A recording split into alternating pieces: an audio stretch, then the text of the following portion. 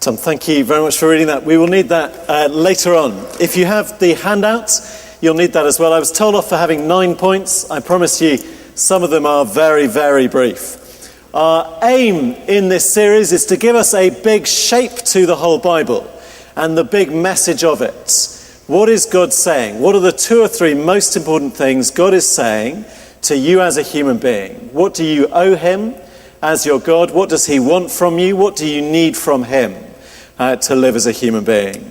And last week, we ended happily. We are aiming for the top. Let me show. I think this is... No, is this working? Not at all. Could we have the slides up if we can arrange that? We ended happily. We are aiming for, if you were here, a very big high point. Revelation 21 and 22, a perfect world. And we are building our way up to it. We ended with Solomon. And we have, point 1, the 3 key features we need in place. We have many, many of God's people. They're in a huge place that Solomon rules. And their relationship with him, the drawing there is meant to be a temple, the very top one. Their relationship with him is guaranteed and permanent because they built an actual solid building for God to live in. And also there are many features that are designed to keep the relationship good, not least their kings. So 2 Samuel 7 is a big prophecy about the role of the king. We need a king to prevent anarchy, to minimize sin, to stop us going astray. And 2 Samuel 7 says there'll be a king in David's line, one of his offspring, who will rule forever. So it is all looking very, very good. But, point 2, we've always known that this was a prototype and that the prototype has a limited shelf life. I've put some notes on the sheet about the book of Deuteronomy. We're not going to go through those in detail. They're there for you if you'd like them. But the summary of the book is that it gives us a very, very clear expectation, years before any of it happens, that you will break it. I'm going to give you this prototype, and you are going to break it. And then here is what we'll do afterwards. It is like giving the 17-year-old son the keys to the car, and with it a very large book on how to call the 999, how to ring the AAA. Here is my phone number, here is my lawyer's phone number for when you crash the car. There's even a little theme tune about how much they're going to smash it up for them to learn. And once the prototype is built, where we paused at the end of last week, very quickly we begin to see the problems. So point 3, is the prototype destroyed? See, what we get is not actually continued upward progress towards our goal, but a ski jump. See, the problem of sin has not been solved. Sin was the thing that ruined it in the first place. That hasn't been solved.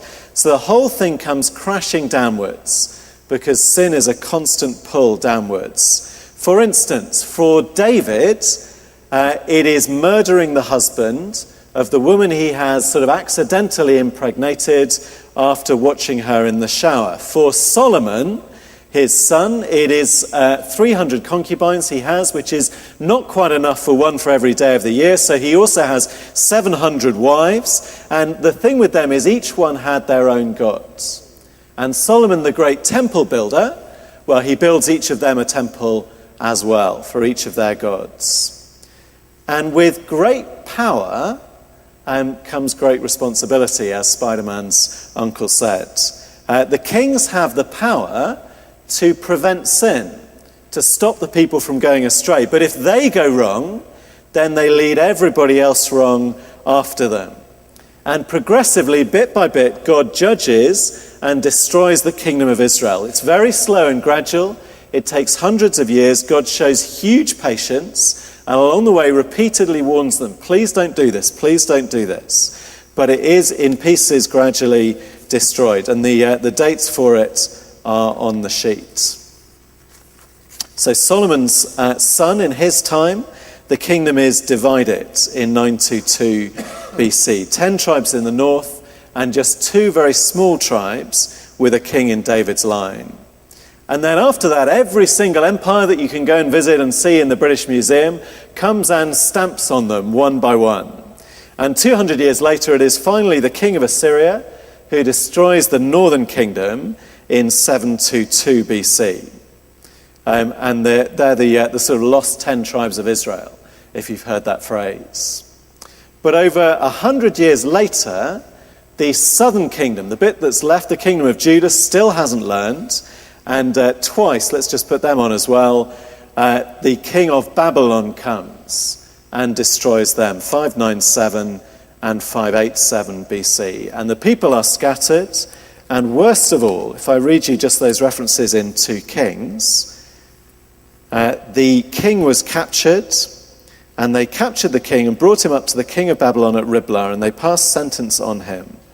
They slaughtered the sons of Zedekiah before his eyes and put out the eyes of Zedekiah and bound him in chains and took him to Babylon. No more offspring. How about the crusher who's going to rescue the world? If he's meant to come from this line, well, they're all dead. And the last king saw it happen. And the same with the temple. Verse 9 there, he burned the house of the Lord and the king's house and all the houses of Jerusalem, every great house he burned down. So we have no people, they are dead or in exile, no place, it's been destroyed, no relationship, no temple, no sacrifices, and no hope of offspring anymore. It's a very, very gloomy place to land up. Just the next diagram on the sheet I put there to give you an idea of how it all fits together. I think this diagram, the one with sort of the lines squiggling around, sorry, here it is, that may be the most useful thing I give you in the whole 4 weeks. So keep that and use it. We're covering a very, very long period of history, lots of kind of small books of the Bible that don't always tell you quite where they fit. Over this period of history, the prophets warn them, as I said, and this diagram is to help you place them, to see which prophet goes with which period of history. When they're talking, are they talking before the destruction or after? And there's confusing features like they'll use the word Israel to mean all of the 12 tribes, then sometimes just to mean 10, and then once the 10 have been destroyed and there are only 2 left, sometimes they use Israel to mean those 2. So just having this diagram will help you know where you are and what's being talked about. Okay, so 587 BC, it's very gloomy, and we think maybe it is all over. But, happily, not quite all over. There were 2 stages to the destruction of the southern kingdom, 597 and 587.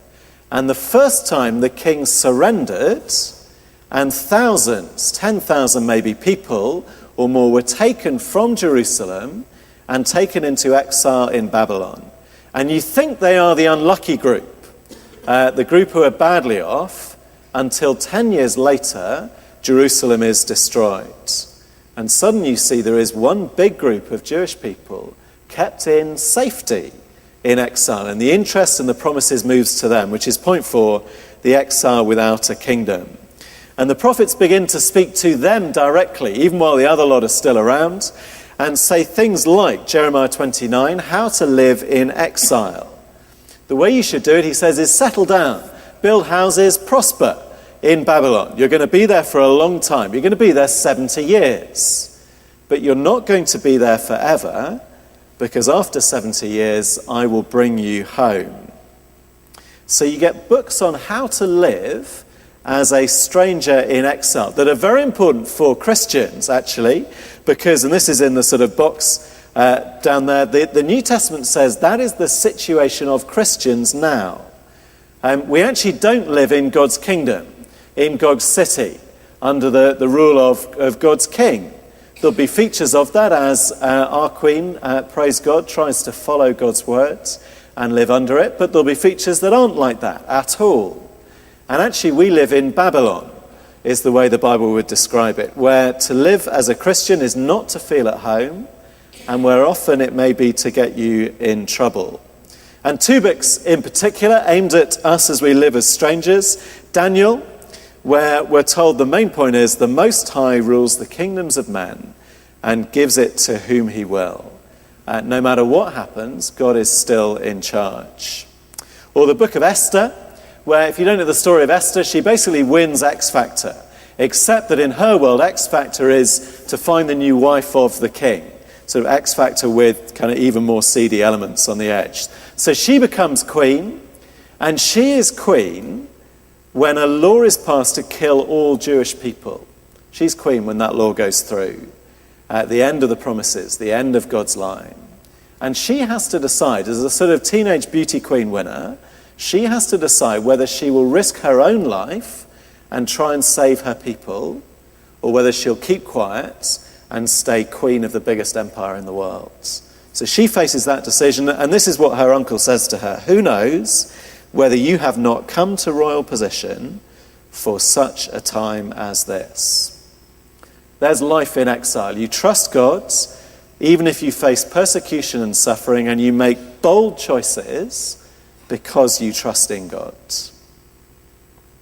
So that's the period in exile. Sorry, we're still going very, very fast. There's 70 years in exile. But we've said on the way, the prophets warn that will happen.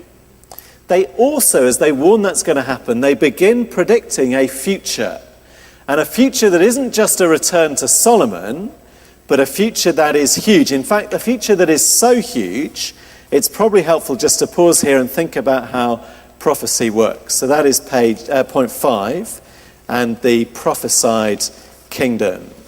And there's a box with a sort of very badly drawn picture in there. So if you take a prophecy like the prophecy in 2 Samuel chapter 7, we talked about last week and briefly today. David is promised a son who will build a temple, and Solomon does exactly that. But at the same time, he's promised things that don't fit Solomon very well at all, like this son will rule forever.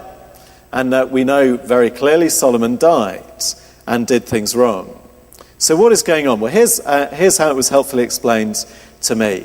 So you imagine that you are David looking ahead at the promise in 2 Samuel 7, a bit like you look ahead when you're looking up a mountain. And you look ahead and you see maybe someone standing on the top of the mountain. Think he saw Solomon, and that is probably all that he saw. But that is just a matter of perspective. So I have lots of miserable memories of school trips up mountains where they promised you were nearly at the top, and actually they were lying all the way through, because really what was going on was something a bit more like this: that as you look ahead, you see what you think is the top, and a person standing on the top, but really there's another 1, 2, 8, 9, 10 mountains up ahead. So David, looking at Solomon, sees Solomon and Solomon only. That's all he sees. But actually, once you've got beyond Solomon, you can see the full picture with greater clarity and see that actually it was always pointing through Solomon to something bigger beyond. And we don't know, I think, how much they understood that at the time. But some of these promises, as we'll see, are so huge, I think always they must have known.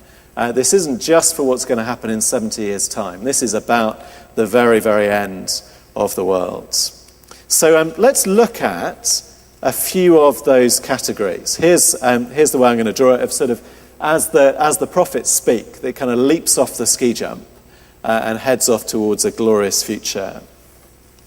So, for example, they're promised a people with a new exodus that's going to involve the full number of people as in former times, not just the 10,000, but again the full number. But actually more than that, in Isaiah 56, it will be the blessing to all the nations that was promised to Abraham, including foreigners and eunuchs, who are two categories that were barred from full membership of the prototype temple. They will now be fully included. Everyone will be allowed in. Then on place, Isaiah 65 predicts not just a return to Israel, the physical land of Israel, but a whole new creation, a new heavens and a new earth, which is the language we're expecting from Revelation 21. We're told a place with the city of Jerusalem with no sadness, a place of rest, a place where the relationship with God will be restored. It'd be good news for all creatures except serpents, which again fits what we're expecting. Satan will be crushed. But then relationship, of course, is the most important one. And again, it becomes huge. A temple, we're told, 8 kilometers square, where a river of water will flow from the door, and there'll be trees whose leaves are for the healing of the nations. Revelation 21 and 22 again. Zechariah 9 tells us we'll have a king who will save us and will rule forever over all nations. 2 Samuel 7 at its biggest possible there. But alongside that, Isaiah 53 talks about a sacrifice, just like we used to have sacrifices in the prototype. But this one will be a human being who is innocent, who God will sacrifice in order to rescue us, to bear all of our sins and carry them away. And then Jeremiah 31 that we had read says there'll be a new covenant, and unlike the old one, the key difference is it will not be breakable. Sin will not be able to destroy this one. This time the law will be written on our hearts. And that is just a selection of what the prophecies sort of leap off to. You put it all together, and there are the promises of people, place, and relationship in a new creation, and of a crusher who will finally and totally destroy Satan and sin, and of a king who will rule everything, with just a new note emerging that that king will be humble and will suffer and die for sin. And as they read those prophecies, and I think as we kind of after 1,500 years of history, we really want to know what that's all going to look like. But just before we do, point 6, we need to get them back from exile. Back from exile. There is a regime change in Babylon, and they're allowed to return. In fact, the emperor says, "Go home and build me a temple in Jerusalem to your God." Amazing fulfillment of that promise that 70 years later that would happen. And references are on the sheet, but they get to build a temple and a city wall, and there are even hints that the offspring, the line of David, is going to kick off again, because Zedekiah and his children were all killed, but actually 10 years before, somebody in the royal line was taken to Babylon into exile. And at the very end of the book of 2 Kings, there's just a little bit like at the end of maybe a Batman film or something, where you see the Joker in his prison cell, and you know that they've teed everything up for the sequel. There's just a bit where you see a descendant of David still alive in Babylon. He's allowed out of his prison cell, and he's allowed to live at court. Maybe he'll have children. Maybe there still is hope. And there's a man called Zerubbabel, which is a great name if you're having a child at the moment. Zerubbabel comes home to Jerusalem. He's in David's line, and we just wonder what's going to happen. But I've called it a mini kingdom. And you need to say that in a sort of Austin Powers voice, because it is very, very small. The temple is tiny. Anybody who remembers the old one is weeping with sadness as they see it. The city is very empty. There are so few people, and there is still sin with them. The experience of exile hasn't got rid of their tendency to break God's promises. In fact, Nehemiah, when he comes back from imperial duty to see what's going on, he discovers they've all taken wives from outside of the people of God, who all have their own gods. And he kind of grabs them by the head, literally, and he says, "Do you know, Solomon, the wisest man in history, couldn't make that work, living with somebody who worships a different god. Why is it you think you'll be able to?" So we're still worried. Let me just put that on. There's the return from exile, and then there is the sort of gradual dwindling down again. So we're still worried. Imagine that you are terrified Nehemiah, and you are kind of peering into the gloom. You have the prophecies, you wonder what's going to happen, and you're looking ahead as things tail off. What is it that Nehemiah is looking for? What does Nehemiah want? If you were to put it another way, point 7, if you were to write the sort of full specifications list for God's rescue, what would it look like? Have you ever done that on Amazon when you're buying a digital camera or something, and by mistake you click the full specifications button and you get 28 pages of things that you have no hope of understanding about what it can do? That's basically what we've got there in point 7. What will God's rescuer look like? He'll be the crusher, Genesis 3. He'll be a prophet like Moses. We're still waiting for that person. He'll be a priest to offer sacrifices for sins. There'll be a tabernacle or a temple so we can know God. We need a Passover lamb. We need a sacrifice like the Day of Atonement. We need a final son in the line of David, comes to be called Messiah, or translated into Greek, the Christ. We need a new exodus from slavery to sin. We need the real return from exile, because the mini-kingdom just is pathetic, and isn't it? We need new hearts so that we won't sin, and we need a whole new creation so that there'll be no more suffering. And I've left some gaps in case you want to add any more to that from what we've said. And all of it, you notice, is rescue-shaped. The big problem is still sin. The big thing God needs to do is rescue sinners. So we build up the big thing. We're tense and excited. We know what we want. But then the Bible is like a well-made horror film where you have the tension is built up and then the sort of shock. In Women in Black, it's the bird in the chimney, isn't it? That's the prototype kingdom. That's Israel. They're the kind of shock. You think, oh, that's what God's going to do. And then it isn't. And you have 400 years more of silence and waiting. It's very tense. And then finally, just turn to Matthew chapter 1 as God acts. Matthew 1, verse 1. Do you remember we said the genealogies were the most exciting thing in the Bible because we are looking for the crusher?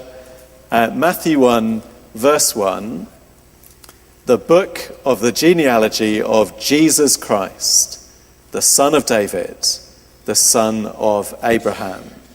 And we hit the New Testament, and now we need no more genealogies because we found the crusher. There are no more genealogies after Jesus because there's no need. Who cares who you're descended from? We found Jesus, we found the crusher. And in fact, we get a whole load of information about him. In Luke 1, he's going to be on the throne of his father David and the Son of God. And Hebrews 7, he's going to be a perfect priest, a sinless priest, who will live forever and not need to offer for his own sins. And actually, we begin to see a curious thing. Again, I don't think they would have expected this necessarily, but we see everything bunching. That's a sort of technical hair term, isn't it? See everything bunching in on one person. Jesus is crusher and king and priest, which you'd think might just be amazing multitasking, until you look at Hebrews 7 verse 27, because this priest is also offering himself as the sacrifice, which is quite difficult to do. I think if you imagine sort of the knife and the sacrifice and the flicking of the blood afterwards, it's all going to get quite difficult. So what we're saying on the diagram is that Jesus, and his death in particular, is where it has all been heading, is the real rescue that we've been heading towards. He's priest and sacrifice. In fact, he is simultaneously everything that we have ever wanted or needed.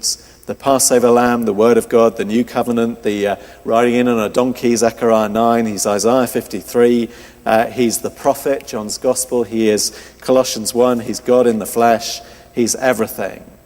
And it all narrows down on him. All the promises are yes in him, and I've called that the pinch in the hourglass. I said that to some London students not so long ago, and they said, what's an hourglass? Which just brings up this amazing picture of them using Microsoft Word, and all the time there's this picture of a strange thing on their mouse, and they've no idea what that is or why it's there. So here is an hourglass, in case you're confused. And just imagine it on its side, and this is what we're saying. There is the huge list of everything we want in the Old Testament. And everything converges on Jesus. And you read the Gospels with your mouth wide open. All of the Old Testament, in fact, all of history. You can imagine all of world history converging in on Jesus and finding its truth there. And as if all of world history kind of pivots around him and flashes out beyond him with everything changed from that moment. And I just want to do that with one of the ideas we've been talking about, so that you can see what happens when you put an idea sort of through the pinch and it comes out the other side. So I want to do that with the idea of God's people. So you start in Genesis with Adam and Eve, the people of God, just two of them. And we know what it looks like to be a human being in God's image living with him. But then as it goes through the prototype, that develops a lot. We have a nation, ethnic Israel, who live in a land where they try and live as God's people. We've got a lot more information of what it looks like to be the people of God. But then finally it all converges on Jesus. So who is there in the history of the world who ever lived under God's rule? Only Jesus. Whoever did everything right, whoever did what Adam and Eve should have done and what Israel was meant to do, only Jesus. He's the only one, the only person of God ever, really, the only one. But then on the other side, flashing out from Jesus, we get this amazing picture of Jesus, the one person of Jesus, gets huge. His body becomes enormous because it includes every Christian. We redefine what it is to be the people of God. It is everybody who believes in Jesus and is included in his body. It's not actually about ethnic Israel anymore. It's about every believer. The whole church gets a secure place there as the people of God in Jesus, even though he's the only one who really deserves that place. So where are the people of God now? It's the church, those who believe in Jesus, from every nation, every race and every tongue. And I just want to set a little bit of homework, if I can. I'm not sure if that's allowed on a Tuesday lunchtime in the city, but if you have time, just want to suggest that you try and do that with our other two areas. So with the land of Canaan and with the temple, just as two examples. I've given you 5 questions that would help you have a go at that. And we'll start next week looking at what happens with those two aspects. Let me just finish with, as we've done each week, just driving home in application what some of what we've seen would mean. And basically I want to ask, after what we've seen this lunchtime, what do you think of Jesus? Again, if you, like we were talking last night at the quiz, if you were there, if you think he's just a wise man, just a nice human being, I suggest you haven't got a handle on all of the information about him. You'd be better off rejecting him and hating him for all the false claims he makes than respecting him as a wise person. But even if you believe in Jesus and follow him, I find I tend to pray in one dimension to Jesus. So I know that Jesus is king, so I say, oh, dear King Jesus, thank you for being king. Amen. And we that's it, and off we go. But can you see the huge richness of how the Bible describes Jesus? We've hardly begun to unfold what the Old Testament says about him. Jesus, with all of history spinning into him and out from him at the center of everything. And I think maybe because we don't tend to know the Old Testament very well, if somebody, maybe if we gave you 30 minutes and said, for 30 minutes, I just want you to thank God for Jesus, I wonder if we'd struggle to fill the time. But actually, with the handout you've got here, you've got a list of the specifications we're looking for and the passages that go with that. And that ought to enable us to pray in 3 dimensions with full colour and surround sound. And I've put on the sheet just some passages where they go for praising Jesus with some of those big Old Testament ideas put through there. And why don't I close by praying just one of those passages from Revelation 5. Revelation 5, they sang a new song saying, "Worthy are you to take the scroll and to open its seals, for you were slain, and by your blood you ransomed people for God from every tribe and language and people and nation, and you have made them a kingdom and priests to our God. And they shall reign on the earth. Worthy is the Lamb who was slain to receive power and wealth and wisdom and might and honor and glory and blessing. Amen."